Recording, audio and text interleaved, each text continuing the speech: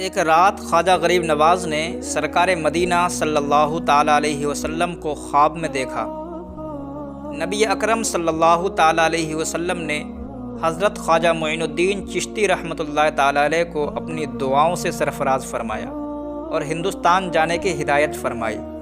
آپ کو دربار رسالت صلی اللہ تعالیٰ علیہ وسلم سے ہندوستان کے بادشاہ ہونے کا خطاب تو پہلے ہی مل چکا تھا، لیکن ہندوستان جانے کا حکم اب ملا تھا۔ بارگاہ رسالت سے اجازت ملتے ہی 586 ہجری میں آپ رحمۃ اللہ تعالیٰ علیہ لاہور تشریف لائے۔ بر صغیر کے اس تاریخی شہر میں پہنچتے ہی سب سے پہلے مشہور بزرگ حضرت دادا گنج بخش علی حجویری رحمۃ اللہ تعالیٰ علیہ کے مزار مبارک پر حاضر ہوئے۔ یہاں خواجہ غریب نواز رحمۃ اللہ تعالیٰ علیہ نے 40 دن چلہ کشی میں گزار دیے۔ یہ چلہ حضرت دادا گنج بخش علی حجویری رحمۃ اللہ تعالیٰ علیہ کے مزار مبارک کے نزدیک آج بھی موجود ہے۔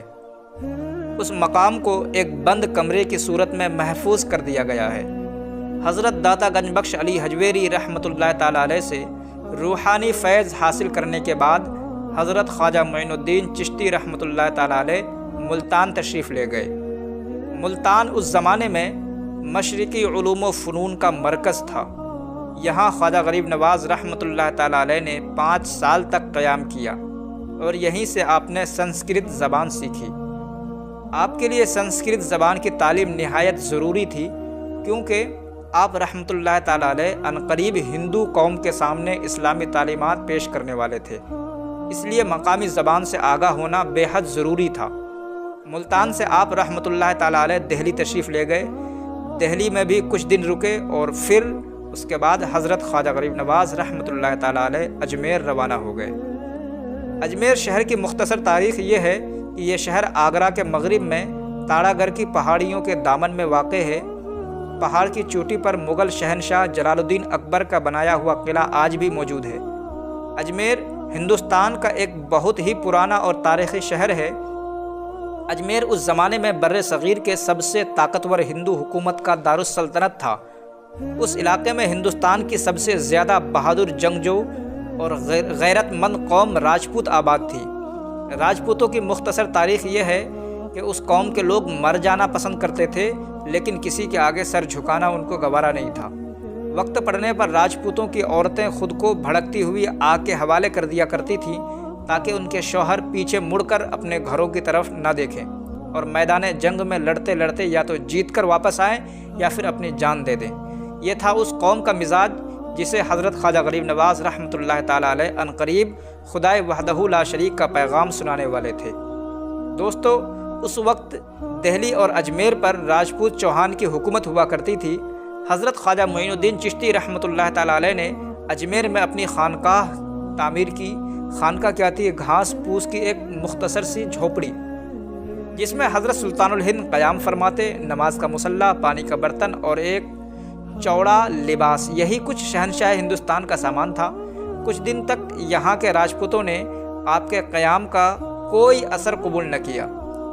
شروع میں حضرت خواجہ غریب نواز رحمۃ اللہ تعالیٰ علیہ کو بھی لوگوں نے یہی سمجھا تھا کہ یہ کوئی جوگی یا پھر تپسیا کرنے والا ہے جو دنیا کے ہنگاموں سے دور جنگل میں آ پڑا ہے۔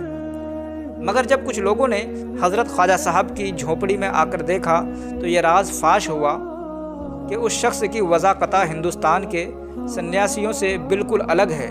پھر تو سوالوں کا ایک لمبا سلسلہ شروع ہو گیا۔ راجپوت خواجہ غریب نواز رحمۃ اللہ تعالیٰ علیہ کو دیکھنے کے لیے آتے اور دیکھتے ہی رہ جاتے۔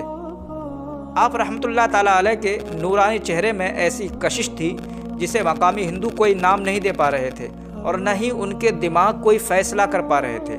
آخر یہ شخص ہے کیا؟ لیکن جو بھی ہو، ان کے دل خود بخود اس بزرگ ہستی کی طرف کھینچے چلے جاتے تھے۔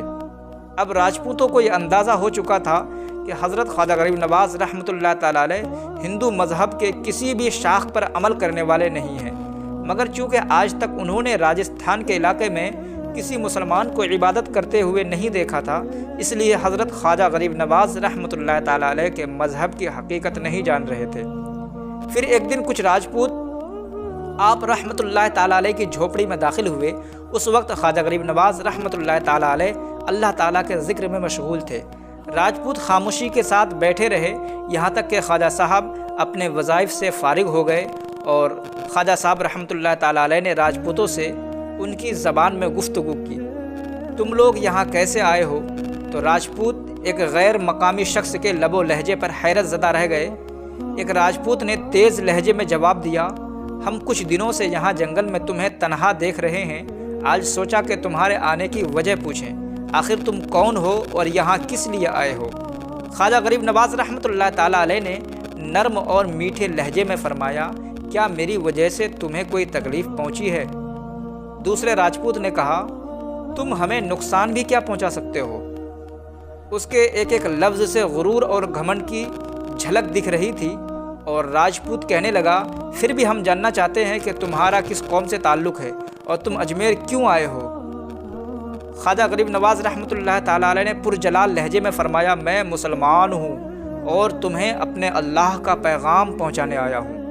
مسلمان کا نام سنتے ہی راجپوت چونک پڑا، بلکہ ذہنوں میں بے شمار پرچھائیاں لرزنے لگیں۔ ایک راجپوت نے نہایت ہی تیز لہجے میں پوچھا، کیا تم شہاب الدین غوری کی قوم سے تعلق رکھتے ہو؟ اس کے الفاظ میں ساری نفرتیں سمٹ آئی۔ خواجہ غریب نواز رحمۃ اللہ تعالیٰ علیہ نے فرمایا، ہاں وہ بھی میرا دینی بھائی ہے۔ آپ رحمۃ اللہ تعالیٰ علیہ راجپوتوں کے لہجے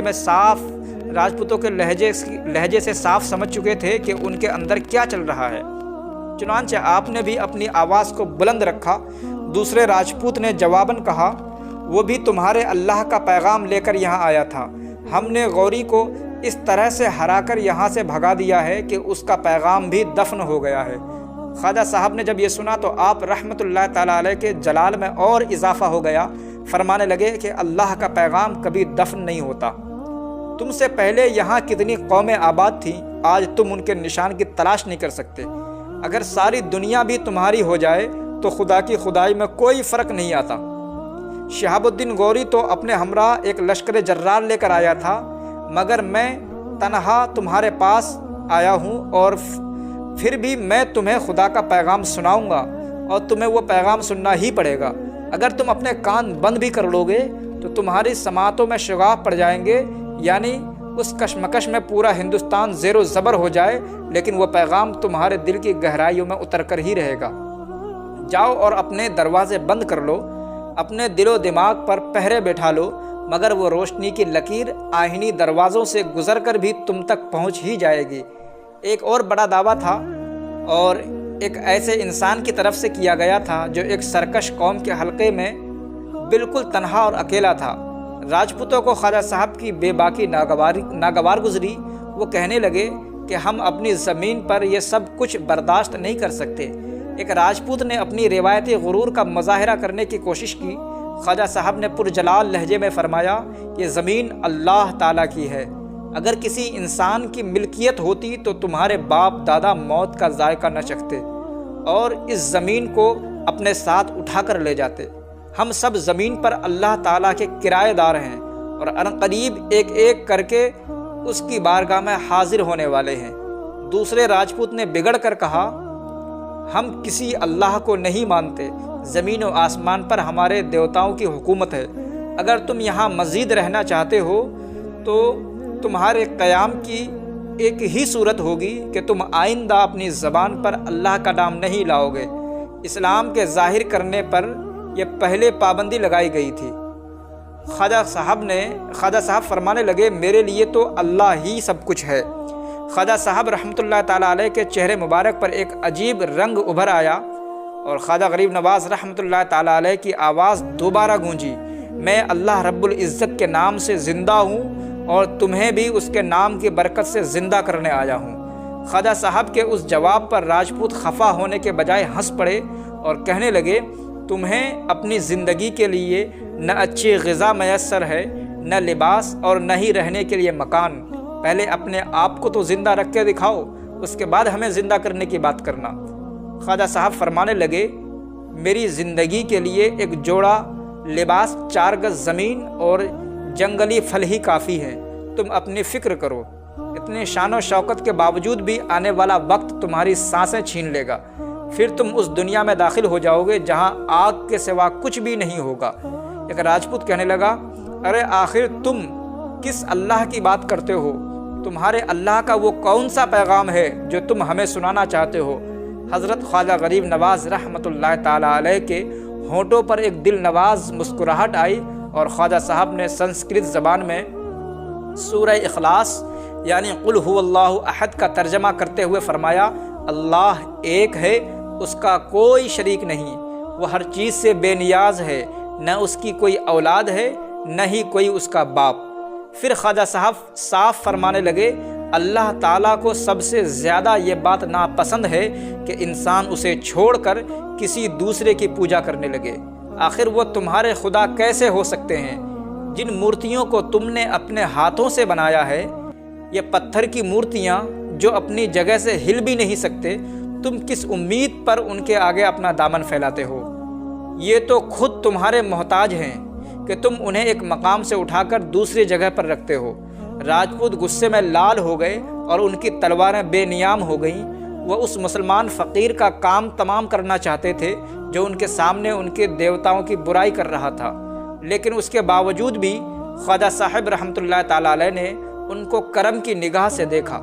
اچانک ایک بجلی کی لہر آئی۔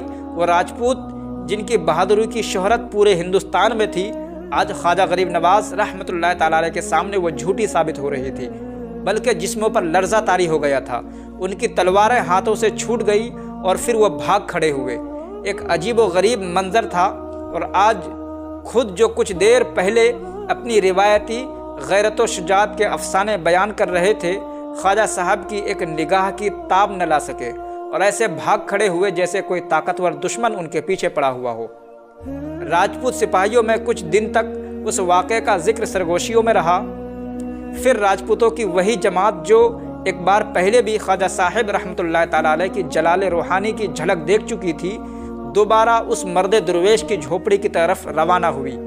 کچھ ساتھیوں نے انہیں مسلمان درویش کی طرف جانے سے باز رکھنے کی کوشش کی، مگر وہ یہ کہتے ہوئے اپنے گھروں سے نکلے تھے کہ اس فقیر نے ہمارے دیوتاؤں کی توہین کی ہے، ہمارے آبا و اجداد کی رسموں کو برا کہا ہے، ہم اس سے اس کا انتقام ضرور لیں گے۔ راجپوت اپنے ہاتھوں میں تلواریں سجائے اور دلوں میں نفرت و حسد کا غبار لیے ہوئے حضرت خواجہ غریب نواز رحمۃ اللہ تعالیٰ علیہ کی جھوپڑی میں داخل ہو گئے۔ اس وقت آپ رحمۃ اللہ تعالیٰ علیہ نماز ظہر ادا کر رہے تھے اور سجدے کی حالت میں تھے۔ راجپوت آپس میں باتیں کرنے لگے، کسی بے خبری کے عالم میں حضرت خواجہ صاحب کا کام تمام کر دیا جائے۔ راجپوتوں نے تلوار کو ہاتھ لگایا ہی تھا، مگر اس سے پہلے کہ تلوار کو بے نیام کرتے، خواجہ صاحب نے سجدے سے سر اٹھایا اور حالت قیام میں چلے گئے۔ راجپوت ایک مسلمان کے طرز عبادت کو بڑی حیرت سے دیکھ رہے تھے۔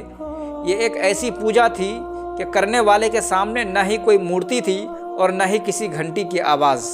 وہ اپنے دونوں ہاتھ باندھے اس طرح کھڑا تھا جیسے اس کا جسم جم سا گیا ہو، بس ہونٹوں کو ہلکی ہلکی جنبش ہو رہی تھی جیسے وہ زیر لب کسی سے باتیں کر رہا ہو۔ خواجہ غریب نواز رحمۃ اللہ تعالیٰ علیہ قیام سے رکوع میں چلے گئے۔ راجپوت اپنی اپنی جگہ کھڑے تھے۔ پھر جیسے ہی خواجہ صاحب رحمۃ اللہ تعالیٰ علیہ نے سجدہ ادا کرنے کے لیے زمین پر سر رکھا تو تمام راجپوتوں نے تلواریں کھینچنا چاہیں، مگر وہ اپنی کوششوں میں ناکام رہے۔ جسم کی پوری طاقت استعمال کرنے کے بعد بھی تلواریں نیام سے باہر نہ ہو سکی۔ عجیب عالم تھا۔ ایک بار پھر سے نہ جانے کون سی خوف اور دہشت نے راجپوتوں کے دل و دماغ پر اپنا تسلط جما دیا تھا۔ کچھ دیر بعد خواجہ صاحب نے سلام پھیرا اور دعا کے لیے دونوں ہاتھ اٹھائے، پھر دعا سے فراغت پا کر راجپوتوں کی طرف متوجہ ہوئے اور فرمانے لگے، تمہاری مہمان نوازی کے لیے فقیر کے پاس جنگلی پھلوں کے سوا کچھ بھی نہیں ہے۔ فرمانے لگے، بیٹھ جاؤ، اپنی کھوئی ہوئی طاقت کو جمع کرو اور پھر جس ارادے سے آئے ہو اس پر عمل کر لو۔ فقیر تو خدا کی راہ میں گھر سے ہی سر پر کفن باندھ کر نکلا ہے، تم جیسے چاہو خنجر آزمائی کر کے دیکھ لو۔ اللہ کے درویشوں کے قتل کے لیے کسی اہتمام کی ضرورت نہیں ہوتی۔ خواجہ غریب نواز رحمۃ اللہ تعالیٰ علیہ کے کشف نے راجپوتوں کے چھپے رازوں کو اس طرح فاش کر دیا تھا کہ ان کے جسم پر لرزہ طاری ہو گیا اور وہ ایک بار پھر سے بھاگ کھڑے ہوئے۔ فرار ہوتے وقت تمام بت پرست چیخ رہے تھے، یہ تو جادوگر ہے، سچ میں یہ بہت بڑا جادوگر ہے۔ راجپوتوں کے خیال میں جادو کی وجہ سے ہی ان کی ایسی حالت ہو سکتی تھی۔ اس کے بعد راجپوتوں کی وہی جماعت خواجہ معین الدین چشتی رحمۃ اللہ تعالیٰ علیہ کی خدمت میں تیسری مرتبہ بھی حاضر ہوئی، محسوس ہوتا تھا جیسے بت پرستوں کے پیروں میں ایک زنجیر ہے اور وہ دور تک بھاگنے کے باوجود بھی ایک فقیر کے پاس واپس آنے کے لیے مجبور ہے۔ بالآخر سالوں سے بت کی پوجا کرنے والے راجپوت خواجہ صاحب کے دستے حق پرست پر مسلمان ہو گئے اور ایک ایسے مذہب میں داخل ہو گئے جہاں نہ کوئی بندہ تھا اور نہ ہی کوئی بادشاہ، کالا گورا امیر غریب ہر شخص برابر تھا۔ ایسے مذہب میں وہ لوگ شامل ہو گئے۔